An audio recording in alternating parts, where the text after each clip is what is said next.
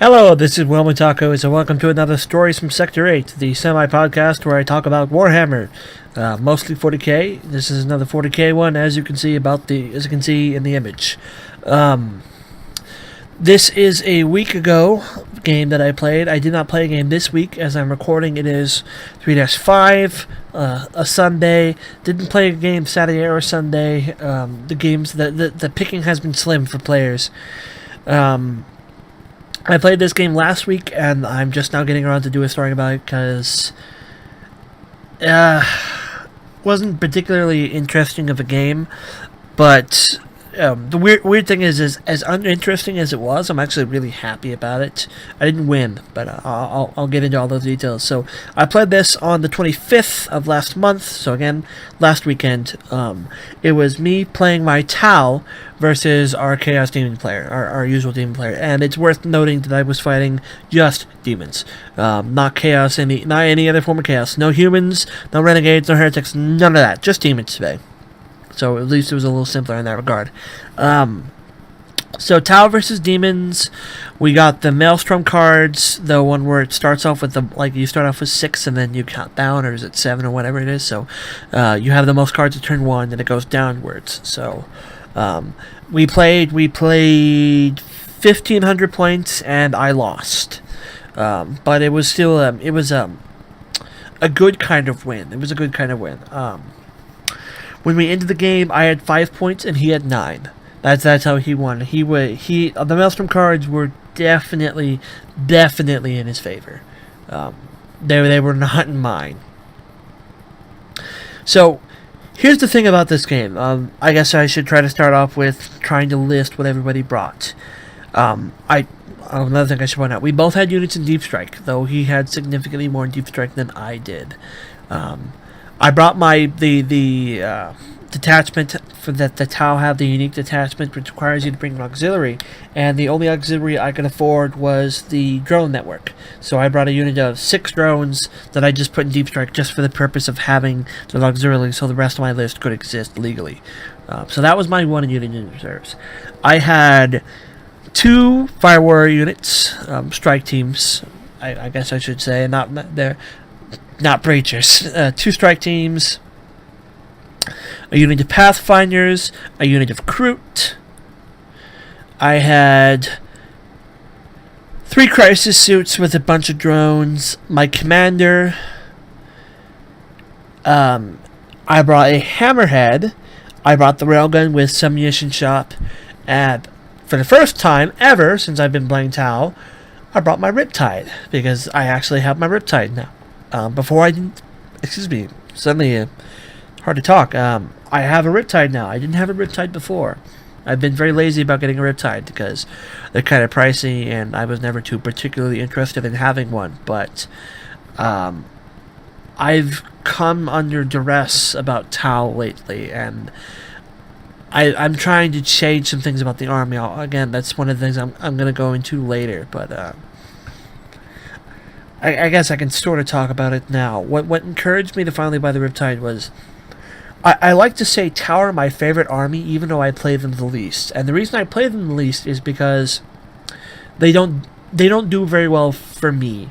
I know people, like, the expression always goes, the grass is always greener on the other side, but as far as I'm concerned, the Tau are one of the weakest codexes, if not the weakest codex currently in play. And that's weird to say. That's a very unpopular opinion, and I say that I'm aware that if I said that anywhere else, like even on this channel, if I was more well known, I'd get a lot of people disagreeing with me, because if you look at a lot of the forums, Tau are a power army. Lots of people play Tau, but the thing I notice is a lot of people who power play Tau with somebody else. One of the popular ones is called Taldar. That's the name people have made up for it when you play Tau and Eldar. They apparently work very well together. I play just Tau, and I play a very different form of Tau from most players. Again, the term we use around here for Tau is called a crisis core. We call it crisis core. Basically, when you're playing the fully mechanized version of Tau, when you're playing Farside Enclave and you can bring crisis suits as your troop choices, that sort of thing. I don't play that version of Tau. I don't play that kind of Tau. When I play Tau, I can play 2,000 points of Tau and only bring 3 crisis suits. That's just how I roll. I've always preferred the Tau infantry, and that apparently is just a weak way to play Tau. I don't think that's a balance of the codex. I think if 2 players go at each other with 2,000 point lists and they both got the same point cost, arguably anything they bring should be balanced against one another, because everything should be balanced with its own point cost. The problem is just Tau infantry don't seem to pay for themselves. I don't know if it's I don't do well with them or what, but my Tau have not availed me well. So they don't play well for me, which is why I don't play them very often. But I love the way they look, and I love their lore. To me, the Tau have the best lore in 40k. Again, another thing, as far as I'm concerned, they're not good guys. Nobody is a good guy in Warhammer 40k. There's no such thing as a good guy. Everyone is some kind of bad. But Tau, to me, are the closest anybody comes to being good. Because every species they come across, they give them the option to join or die. And make no mistake, that's not necessarily a good guy thing, join or die, but it is way more options than everybody else gives anyone else. At least they give you the option to join, and they will forever extend that option. The only army Tau in the lore have ever truly given up on is orcs. But everyone else, we will always be willing to shake your hand and have you join us anytime you're ready. So that makes Tau the closest thing to good guys. I love their lore, but I don't play them very often because they just don't do well. But I want to become a more dedicated Tau player, and this is why I bought the Riptide, because I'm looking at it, I'm looking at my codex, and I'm thinking, I don't have access to a huge portion of my formations. I don't have access to certain units in my book, and I thought about it, and I'm like, that sits uncomfortable with me, and that's true from almost all of my armies except Genestealer Cult. Genestealer Cult is maybe the only one that I have everything for. Every other book I have, I'm missing some things of the orcs. I'm missing some things for Space Marines. I'm missing things for Tau, and most of it's not stuff I want. That's part of the reason why I don't have it, or it's outrageously expensive. But when I was looking at Tau, I'm like, if I really want to be the Tau player, I owe it to myself to pick up everything this book has to offer, which is why I finally said I'm getting the Riptide. Recently, I've spent a great portion of the money that I do have on Tau, and I've actually gained access to, I was going to say 4, but it's actually, I think, 6 new formations that I didn't have before. It's 4 out of the core rulebook and 2 of them out of the Monka book that I couldn't use before. That's 6 new formations. That's a lot of options for me, just off the stuff I've gotten.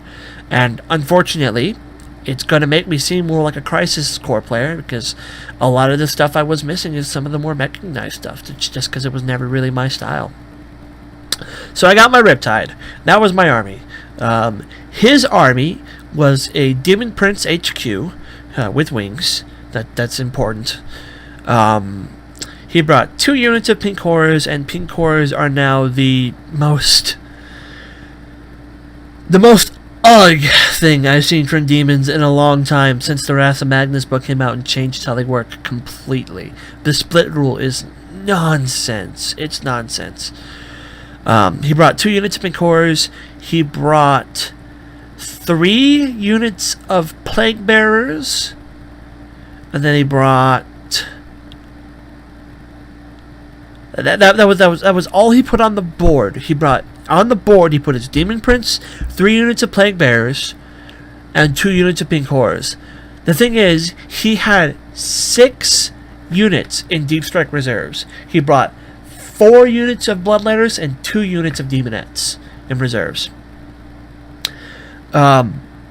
His turn 2, the first opportunity they have to come in, 5 of those units come in. The only one that doesn't come in is one of the Bloodletter units. So all of a sudden, in my face, all of them within 12 inches of me, easily, were 4 units, no, 3 units of Bloodletters and 2 units of Demonettes.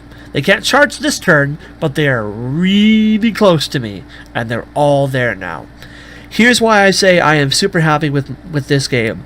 Normally when I play my Tau get rolled. I tend to get tabled when I play Tau. This game, I don't know what was happening. I can't put it on the Riptide because the Riptide wasn't doing that much on his own. Something I should mention, I didn't know I was fighting Chaos Demons, and even then they have access to things like Soul Grinders, so I brought a typical all-comers list. So I brought the Hammerhead with the big gun, but I brought the submunition shot just in case. And I brought the Riptide with the big fusion, the fusion accelerator, because I was thinking in my head, well, if my Fire Warriors and my Crisis Suits were kitted out for dealing with the infantry kind of stuff. So I needed something against anti-vehicle or monstrous creatures if they showed up. So I took the big rail cannon and I took the fusion blaster. What ended up being good for me is that the fusion blaster, or the fusion, like the ion accelerator, whatever it's called on the Riptide, has a large blast template, and the submunition shot on the railgun, or the rail cannon or whatever, for the Hammerhead also has a large blast template. So even though I brought them to be anti-vehicle, they ended up being successful against anti-horde as well. So I was covered in that degree. I guess we should start with what happened in turn 1. Turn 1, his Demon Prince flies forward as his army slowly starts walking in my direction. Demon Prince flies forward, he shoots the Kroot, kills enough of them. The Kroot make the morale test. I roll an 11, which is a failure. I ask them to roll my distance test. I roll an 11. They run off the table. My Kroot are gone. He got first blood off of making like 7 or 8 Kroot just run off the table, and it was kind of sad, but at the same time they were left at 150 points, so it wasn't too big of a loss. But I was kind of looking at him like, yep, this is usually how Tau goes for me. Let's get this over with. Unfortunately for him, I ended up killing a lot more in my turn 1 than he killed from me. I rolled Predator of the Skies as my Overlord ability, and his Demon Prince was flying. Even if it wasn't flying, I mean, now it wouldn't be flying because it would be scared of flying. But either way, if it wanted to fly, which it did, I had the anti-flyer. And the commander who had the Warlord trait was in with my Crisis Suits. And one unit of my Fire Warriors who were parked on an objective randomly rolled and got the Skyfire Nexus thing, which allows them to shoot things in the air with Skyfire. So his flying Demon Prince rolls up, and I kill it. It bursts way ahead of his army because it's flying. You can do that, and I drop it. I kill his Warlord turn 1. It goes from unwounded to dead. That is the fastest I have ever killed a Demon Prince in my career, because I soaked pretty much everything into it, just about.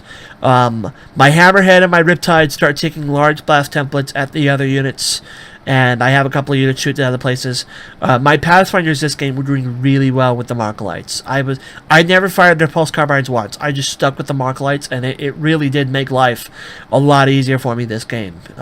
I was using Pinpoint. I was using Scour on his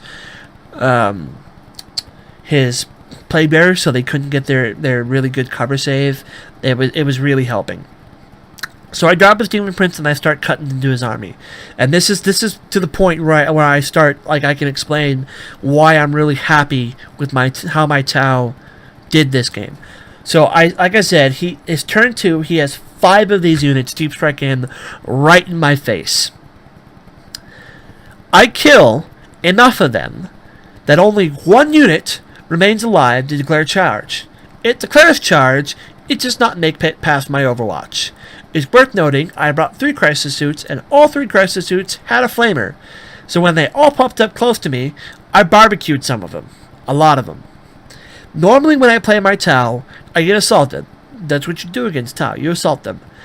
Against a Chaos player, against a Demon player, he did not successfully make 1 charge the entire game. He only got close enough to declare charge once, and he did not survive the Overwatch. As a Tau player, that makes me giddy. Like, I am giggling insane with happiness.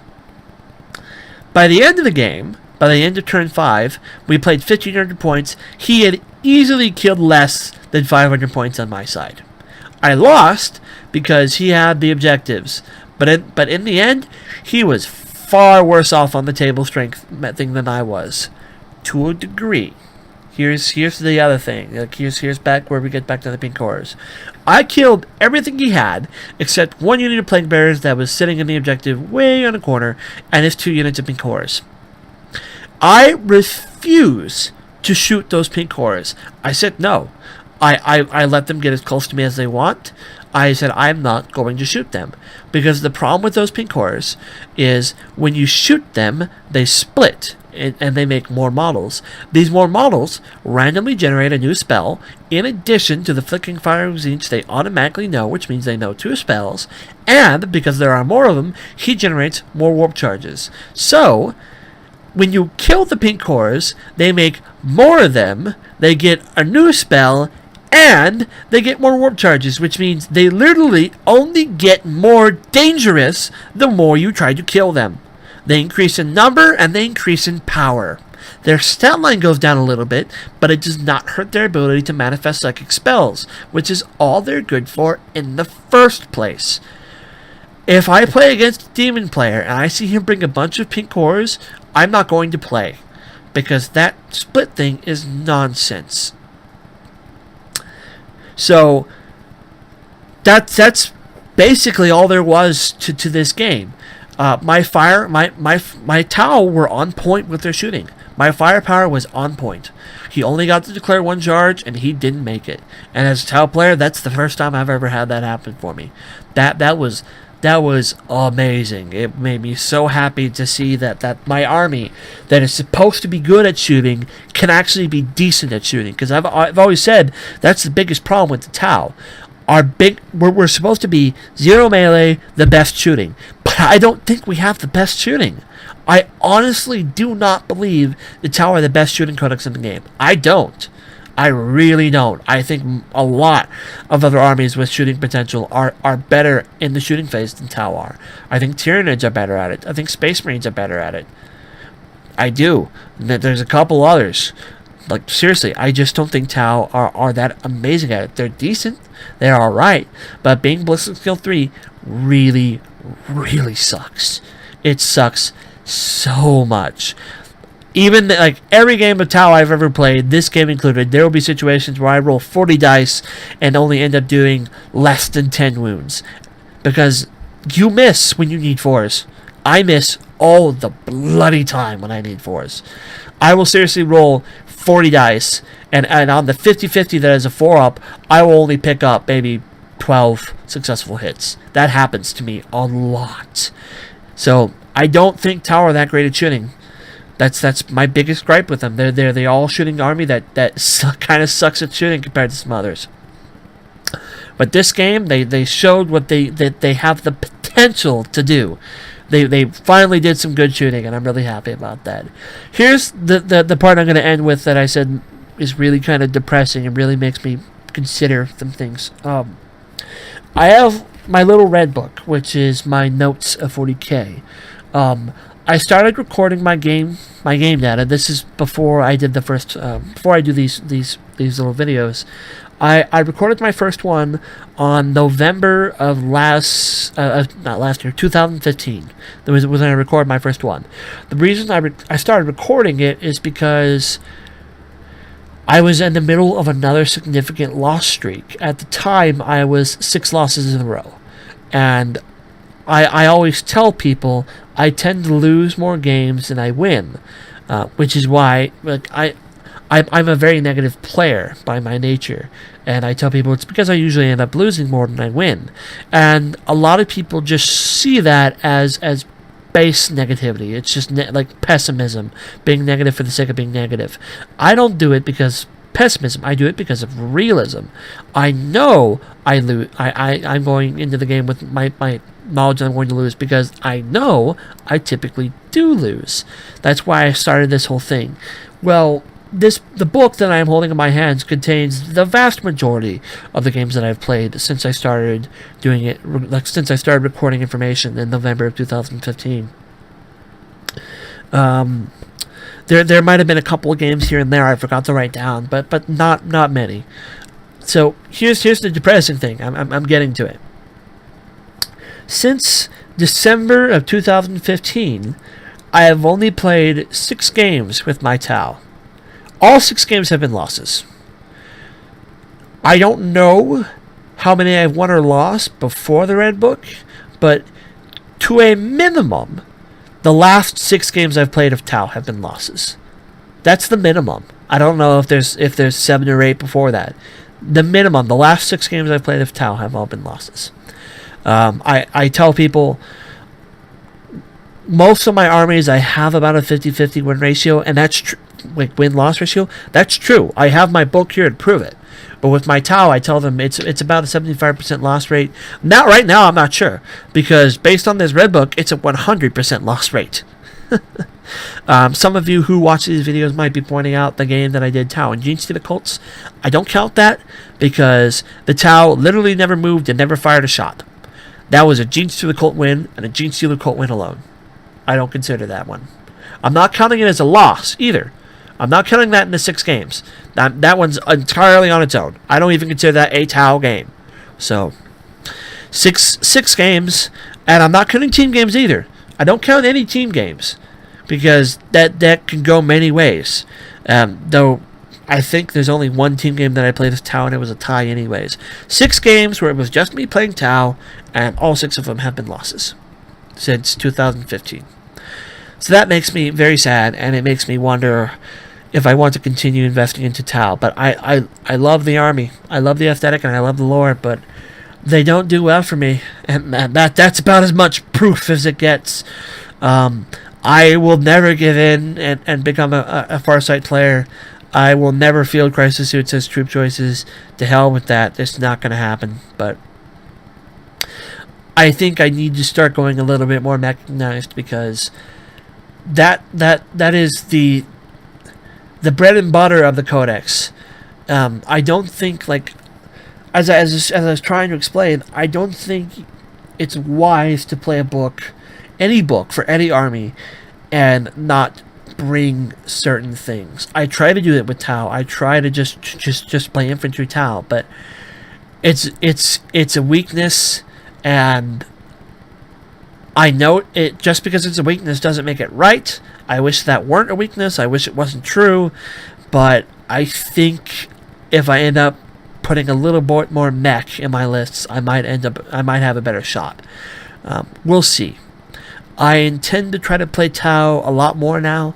I think the next thing I'm going to try to do is I think I'm going to try to play Tau until I win a game. We'll see if I can keep up the patience for that. So it's pretty saddening to know that for a fact, that the last 6 games I've played of Tau have been losses, and that goes back to 2015. But I don't know, maybe just the dice don't like me when I play them or what. But I never have them work for me. Sometimes it's games like this is a good loss. I wasn't losing because of table strength. I just lost to the objectives. It happens. I didn't get rolled. In terms of table strength, I'd like to say I was doing all right, but I told the demon player straight up that those 2 pink horror units may have easily been able to kill my entire army, because they're just so durable by the fact that they can split like that. So I don't know. The game actually we didn't end turn 5, but we agreed to call it turn 5 because he was so ahead in objectives, and by this point, remember how I said we draw less cards as the turns go by? My opportunity to catch up to him had pretty much gone. It was not going to happen. And I found it funny. He drew the card that says kill a unit with ranged weapons, and I drew the card that says kill him in assault. So, yeah. But it's saddening. It's very sad. So I've been rambling for 25 minutes. I apologize. This is supposed to be kind of a short one, but 25-minute ramble is 25-minute ramble. Pink cores are a pain in the butt. Still always have been, but are way worse now. Riptide's okay. I think it paid for itself. I activated the Nova Engine all 5 turns, and never once did it backfire. So I think the next time I bring it, it's just going to do nothing but crap out the entire game. I have a Ghost Keel now that I get to play with, and I have more Crisis Suits. I've got some stuff for Gene Stealer Cult, but I don't know when I'll be getting back to them. Hopefully there will be bright days in the future. There's some new 40k players that showed up that might hang around. The thing is, in our local area, it happens all the time where people come in, say they play 40k, and then we never see them again.